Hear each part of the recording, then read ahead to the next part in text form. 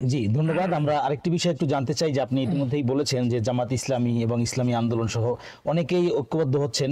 তো আমরা যেটি দেখেছি যে ৫ই আগস্টের পূর্বে প্রায় দেড় যুগের অধিক সময় জামাত ইসলামী অত্যন্ত কষ্টের মধ্যে ছিলেন, পালানোর মধ্যে ছিলেন, শাস্তির মধ্যে ছিলেন, যন্ত্রণার মধ্যে ছিলেন। কিন্তু আমরা ৫ আগস্টেই দেখলাম যে সেনাপ্রধানও যেভাবে ডাক্তার শফিকুর রহমানকে বা জামাত ইসলামীকে গুরুত্ব দিয়েছেন।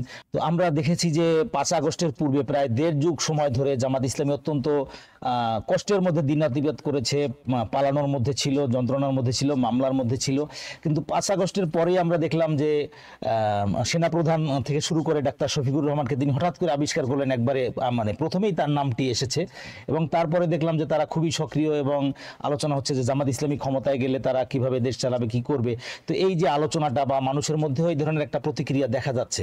তো আপনি কি মনে করেন যে তারা আসলে সেই ধরনের শক্তি সামর্থ্য অর্জন করছে যে একটি দেশের সরকার প্রতিষ্ঠার জন্য, বা তারা সত্যিই যদি ইসলামী দলগুলোকে নিয়ে সরকার গঠন করতে পারে তাহলে দেশের অবস্থা আসলে কেমন হবে বলে আপনি মনে করেন? তো বাংলাদেশের গর্বিত সেনাবাহিনীর সেনাপ্রধান জনাব ওয়াকারুজ্জামান সাহেব তার পবিত্র জবান থেকে যখন প্রথমেই জামাতের আমির ডক্টর শফিকুর রহমানের নামটি উচ্চারণ করেছেন, এদেশের মানুষ তাকে শ্রদ্ধার সাথে স্মরণ করে তার প্রতি কৃতজ্ঞতা প্রকাশ করেছেন যে ওই রাজাকারের তকমা দিয়ে যারা রাজনীতি করে এই জনগণকে ৫০-৫৩টি বছর মিথ্যার বেশাতি দিয়ে রাজনীতি করেছেন, তাদেরকে ধোঁকা দিয়েছেন, তাদের মুখে ছাই পড়েছে সেদিন।